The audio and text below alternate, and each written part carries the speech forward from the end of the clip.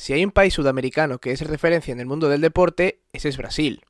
La nación carioca ha dejado su huella en distintas modalidades deportivas, destacando el fútbol. En lo que respecta al mundo del motor, Brasil llegó a ser referencia en la Fórmula 1 de la mano de Emerson Fittipaldi, Nelson Piquet y sobre todo Ayrton Senna. Sin embargo, el mundo de las dos ruedas permanecía carente de un ídolo, un icono que levantara pasiones. Alex Barros fue sin duda la gran figura brasileña entre finales de los 90 y principios de los 2000, pero no conseguiría rematar coronándose campeón. Ahora, justo un año antes del regreso de Brasil al Campeonato del Mundo como sede de un gran premio, el gigante latinoamericano tiene también a esa figura que se alzó como el mejor de una categoría. Hablemos un poco de Diogo Moreira, campeón de Moto2. Soy Alberto Sánchez y esto es Race Through.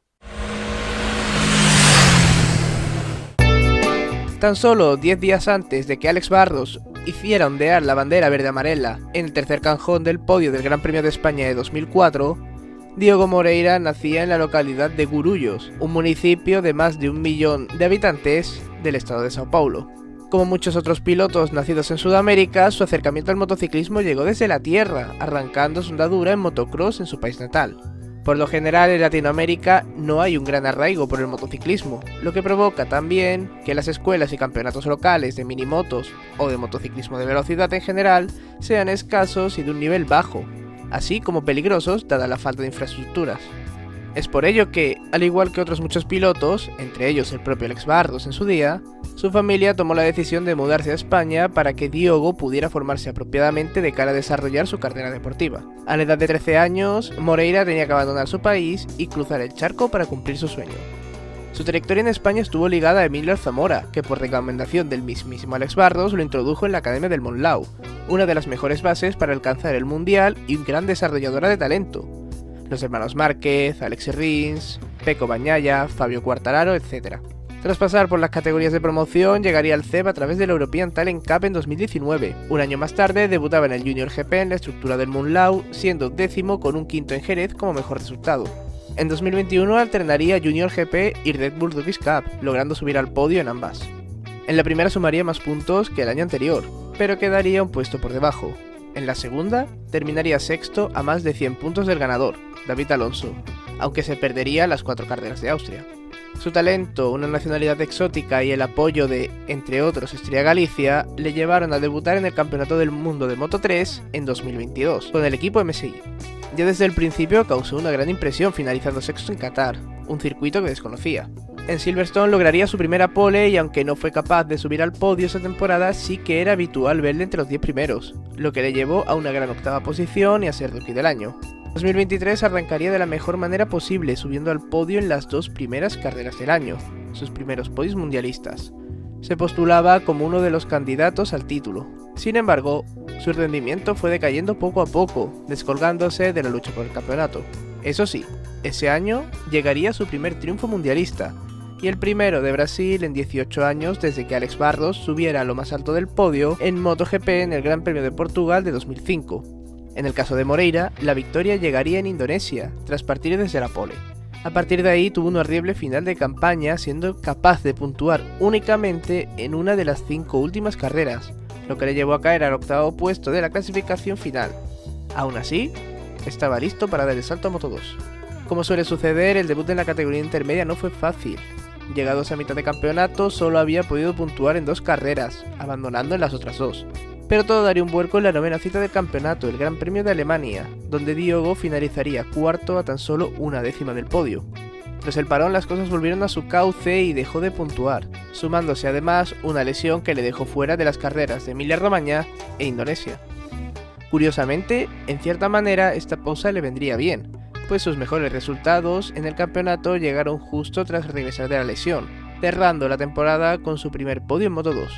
A pesar de ser tan solo 13º en el campeonato, fue de largo el mejor debutante, logrando así su segundo Rookie del año. Su final de temporada 2024 le hacía uno de los posibles candidatos al título en 2025, algo que reafirmaría con su 4ª posición en la cita inaugural de Tailandia. Sin embargo, 2 ceros consecutivos en Argentina y Austin le hicieron descolgarse un poco, llegando a estar tras la cita de Francia a 61 puntos del líder, Manu González. Fue tras este gran premio cuando llegaría la reacción del brasileño, subiendo al podio en 3 de las 4 carreras siguientes y logrando en Assen su primera victoria en la categoría de Moto2. Esto le haría uparse en el campeonato y acercarse mucho a González tras su cero en Silverstone. A pesar de ello, tras el triunfo vendría una sucesión de acontecimientos que casi le descartan para la lucha por el título. Tras una mala clasificación en Sachsenring le tocaba remontar desde casi el final de la parrilla.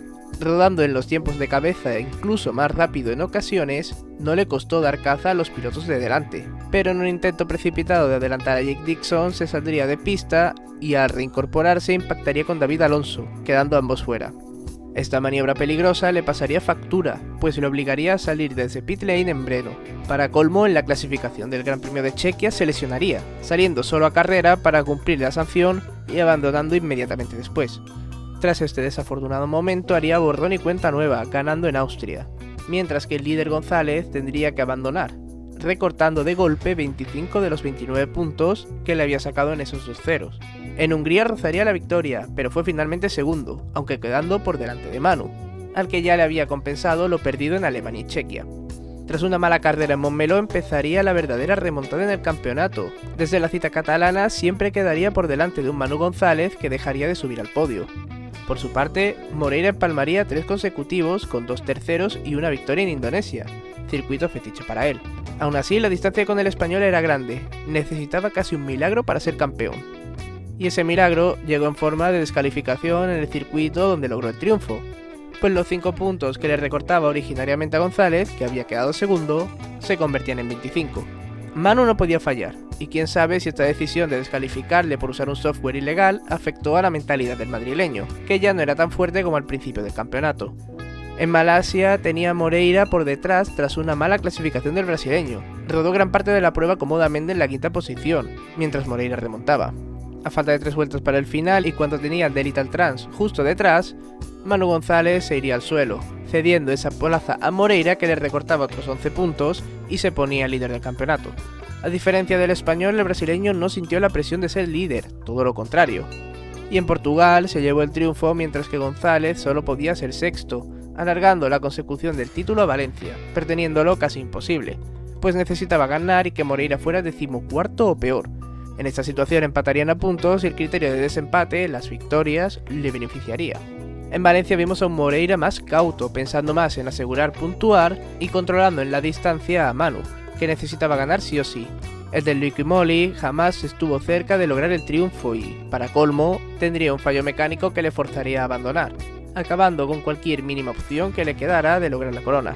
Tras lograr la mayor remontada de puntos en la historia de Moto2, Diogo Moreira se convierte en el primer campeón del mundo de motociclismo en la historia de Brasil, que por fin tiene un digno sucesor en MotoGP de Alex Barros.